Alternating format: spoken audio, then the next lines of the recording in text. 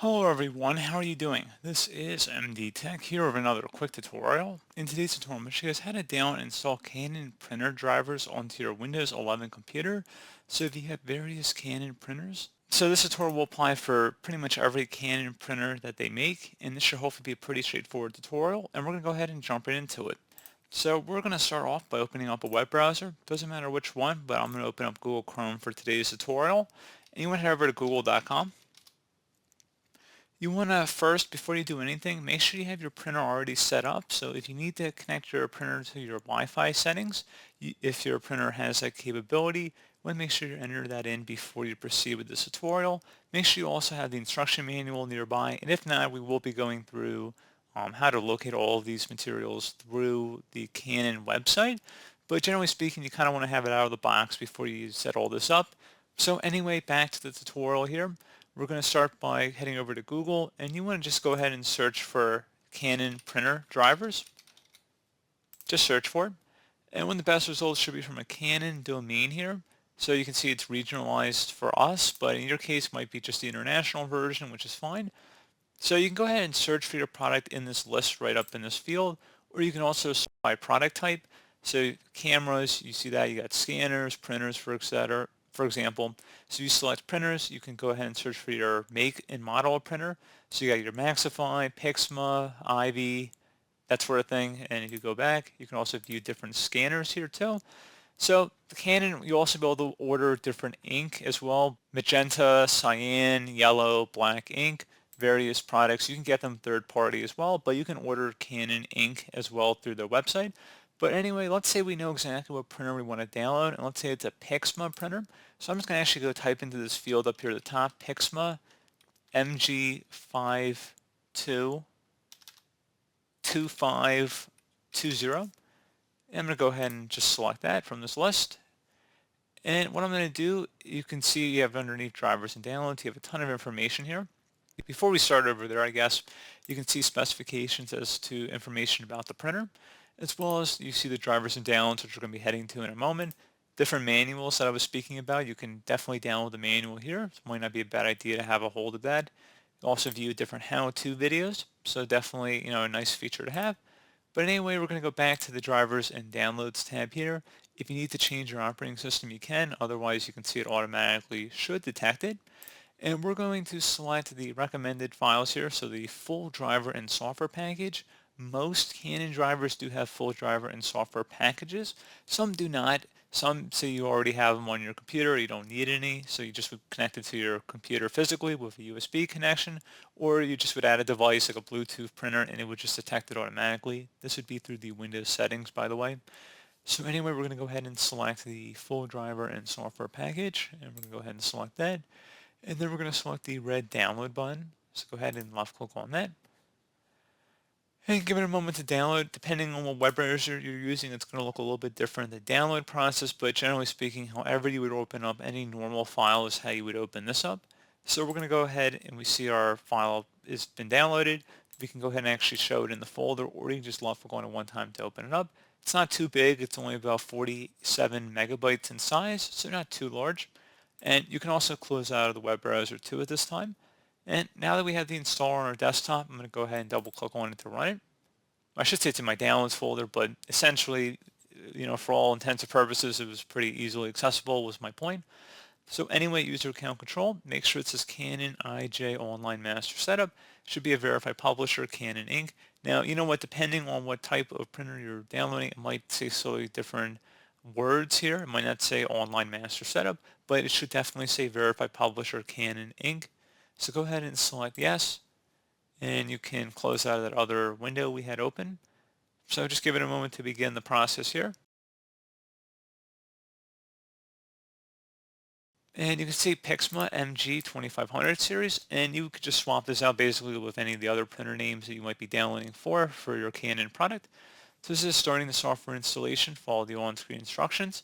If you need to change the language, you can select the language button, and you can see we have a couple of choices here. Some of the other Canon printers software packages I think have more languages than just English and Spanish, but pretty straightforward. And once we are ready, we're going to go ahead and select next.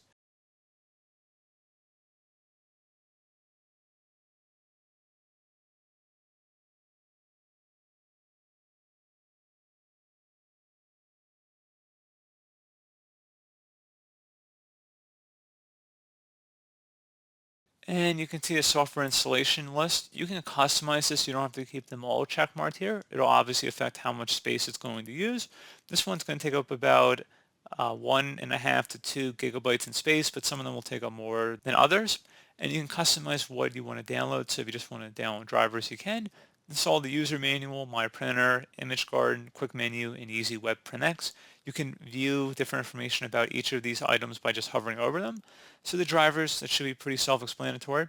They are necessary to print documents and scan images. User manual explains how to use the machine and supplied software. Troubleshooting information is also provided. You need Internet Explorer 8 or later, which I don't think should be a problem for anybody running Windows XP or newer. My Printer, so it helps resolve printing problems such as smudged printing. You also have My Image Garden, which will allow you to import photos and use them to create and print personalized items such as collages, cards, and calendars. You can also print borderless photos and correct enhance images with simple steps.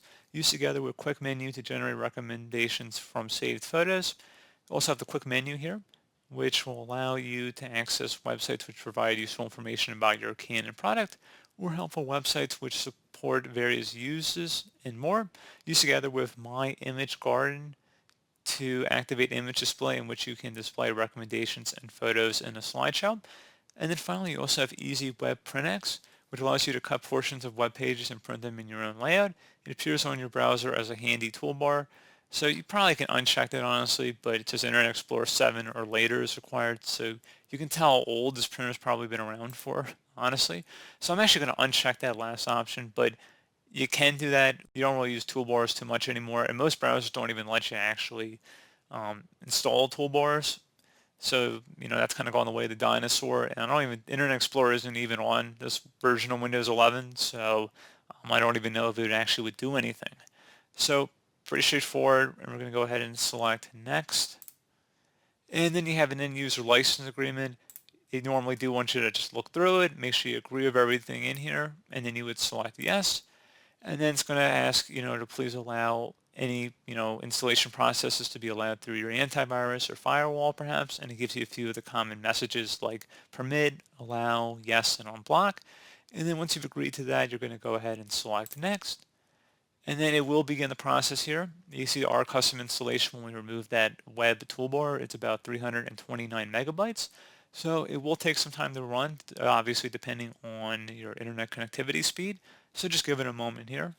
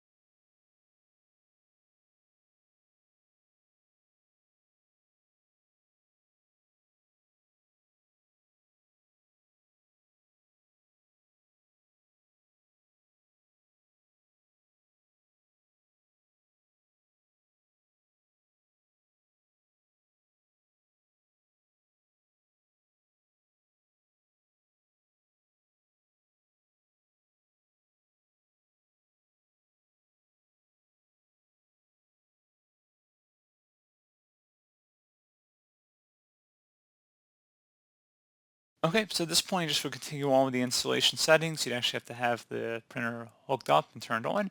Again, follow along with whatever the on-screen prompts at this point are, but that's pretty straightforward. So pretty straightforward process, guys. Do hope I was able to help you out, and I do look forward to catching you all in the next tutorial. Goodbye.